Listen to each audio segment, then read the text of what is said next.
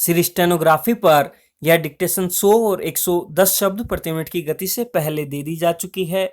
Link description में या WhatsApp Telegram पर दे दिया गया है। 120 शब्द प्रति मिनट की गति से स्टार्ट करेंगे।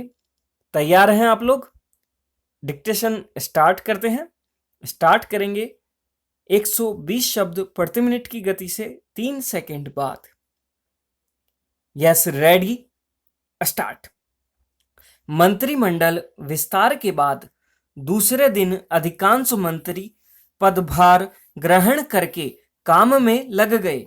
दरअसल नए मंत्रियों में एक संदेश अच्छे से गया है कि जब धुरंधर किस्म के मंत्री खराब परफॉर्मेंस पर निपटा दिए जाते हैं तो उन्हें अपनी परफॉर्मेंस पर ध्यान रखना होगा।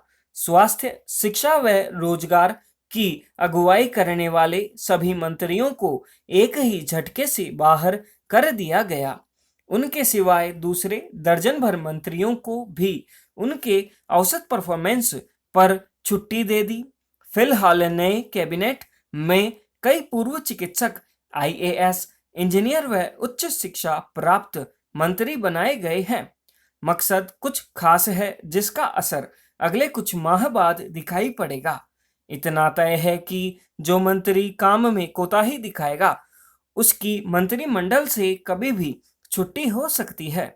मोदी को काम चाहिए, वह सिर्फ काम में विश्वास रखते हैं, नेतागिरी और चापलूसी में नहीं। इतना तो अब सब समझ ही गए हैं।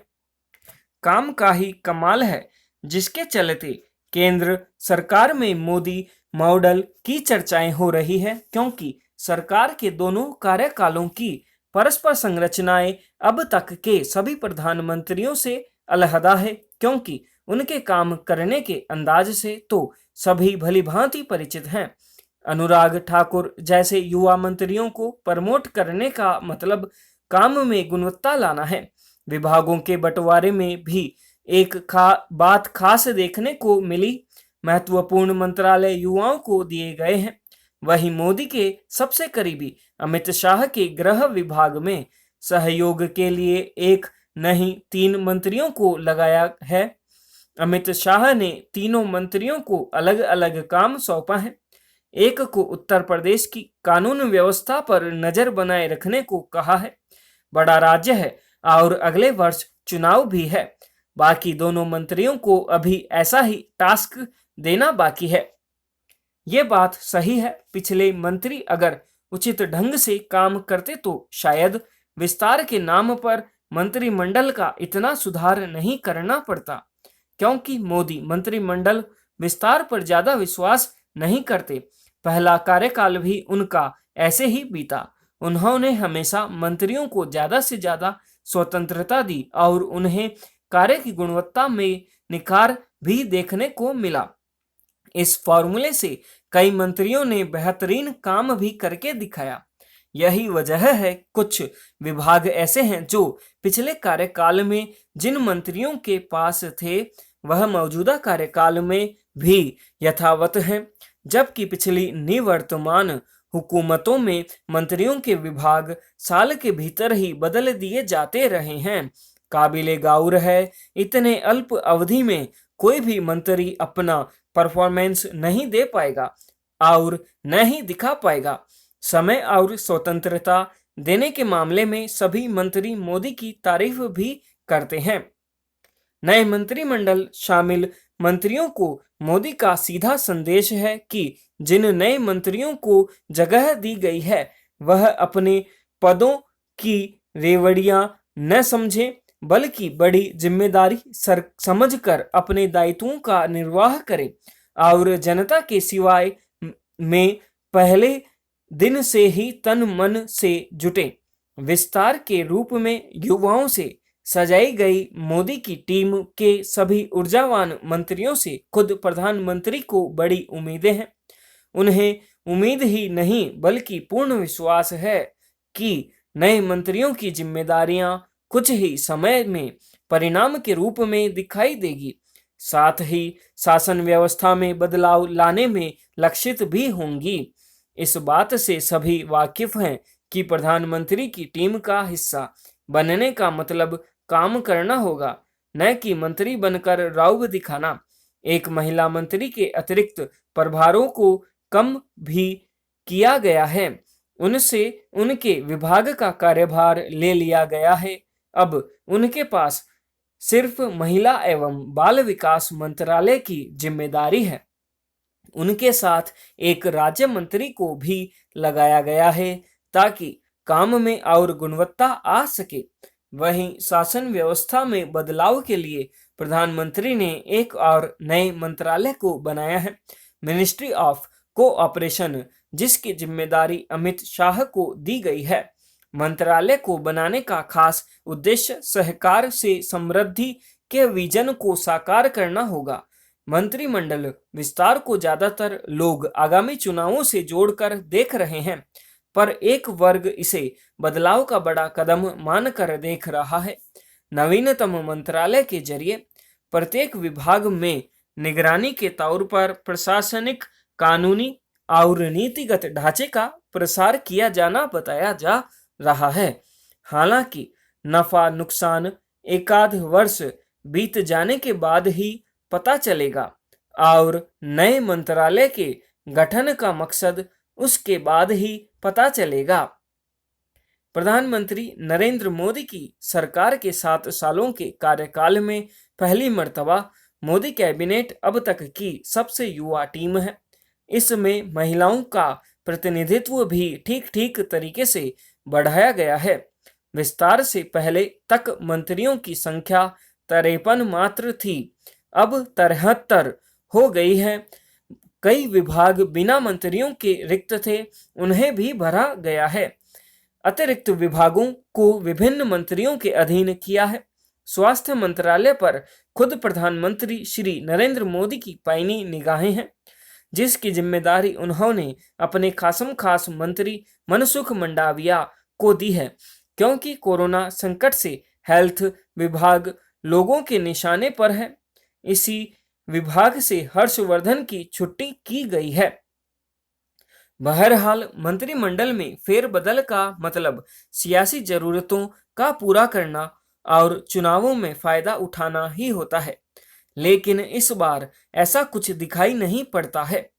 कुछ क्षेत्र ऐसे हैं जिनके हालात कोरोना संकट में खराब हुए हैं।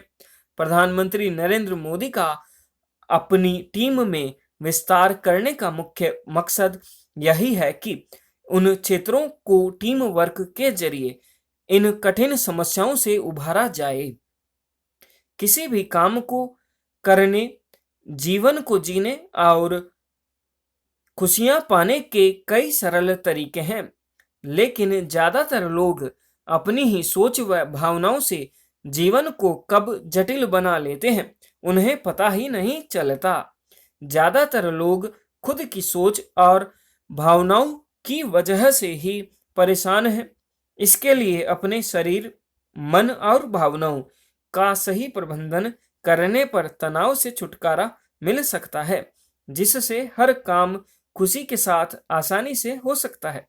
वास्तविक रूप से ज्यादातर इच्छाएं आपकी नहीं होती, आप तो बस इन्हें अपने सामाजिक परिवेश से उठा लेते हैं।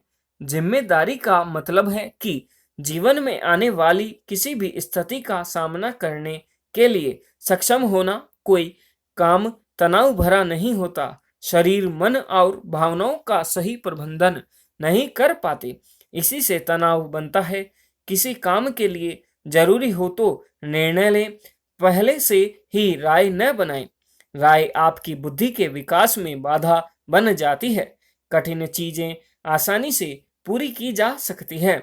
जरूरत हमें सिर्फ उन्हें पाने के लिए समर्पित भाव से काम करने की है।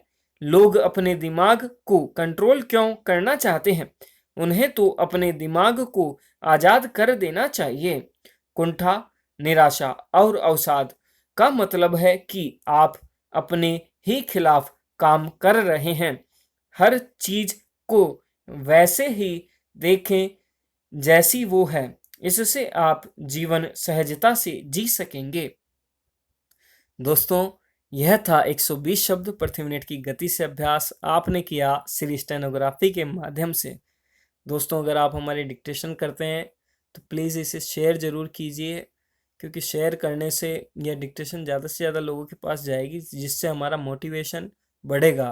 क्योंकि आपको जैसा कि दिखता ही है कि व्यूज़ बिल्कुल ही नहीं आते हैं, 20-30 व्यू आते हैं, तो उससे डिक्टेशन देने का मतलब तात्पर्य नहीं रह जाता है। मैं आपके लिए इतनी कोशिश कर रहा हूँ, मेहनत कर रहा हूँ कि इस तरीके से वास्तव में यह तरीका थोड़ा-सा टाइम ज़रूर लगेगा इसमें एक ही चीज़ को बार-बार करने से, लेकिन बढ़ती है इससे स्पीड और एक्यूरेसी भी आती है, जिससे आपको बहुत ही फ़ायदा मिलेगा।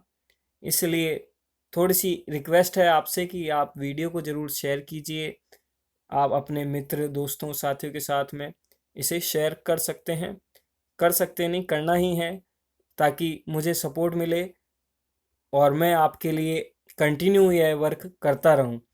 दोस्तों वैकेंसी बहुत अच्छी वैकेंसी है ये, और अगर आप इसे अगर रिटर्न क्लियर कर लेते हैं और एग्ज़ाम में बैठ जाते हैं, तो आप मान के चलिए अगर आपने एफर्ट्स लगा लिया स्टेनो के अंदर, तो आपका सिलेक्शन कोई नहीं रोक सकता है यहाँ से।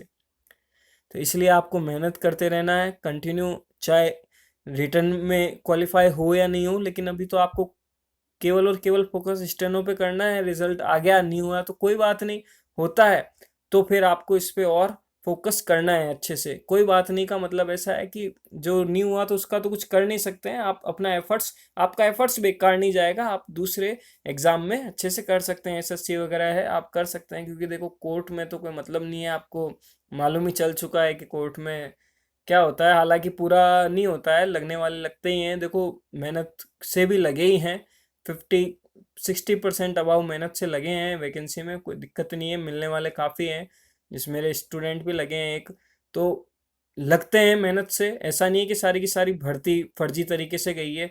तो और आरएसएम एसएसबी में भी कुछ सीटें तो फिक्स है ही, होती है, हर डिपार्टमेंट में होती है सीटें फिक्स, ये अंदर की बात है, मैं ज़्यादा बात नहीं कर सकता इस बारे में। हर डिपार्टमेंट में कुछ ना कुछ सीटें फिक्स होती है, लेकिन हाँ कोर्ट में लेवल ज़्यादा हो गया है। लेकिन जो है वो है, उससे घबराना नहीं है अपन को कि एक में ऐसा हो गया तो दूसरे में ऐसा कुछ नहीं है। आपको केवल मेहनत करनी है, मेहनत करते रहो। ये है कि आपको मेहनत करनी है बस दिन और रात। पहले जहाँ 8 घंटे करते थे, वहाँ 10 से 12 घंटे, 15 घंटे, घंटे से मतलब नहीं है आपको। बस आपका एक्यूरेसी टारगेट कि मुझे दिन में इतना ये चीज़ करना है, जब तक टारगेट पूरा नहीं हो तब तक आपको नहीं करना है, जब तक सोना नहीं है, ये समझ लो। आप आपने सोच लिया कि मेरे को 2 डिक्टेशन ही करनी है, लेकिन ऐसी करनी है कि बस ज़िंदगी में इस डिक्टेशन में कोई भी शब्द दोबारा आ गया ना, तो मेरे से न तो उसकी शॉर्ट हैंड में गलती होगी और न ही हिंदी में गलती होगी।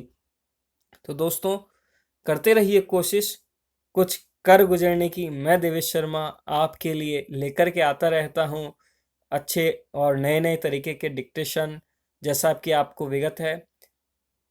और मैं आपका बड़ा भाई हूँ या छोटा भाई हूँ, जो भी हूँ।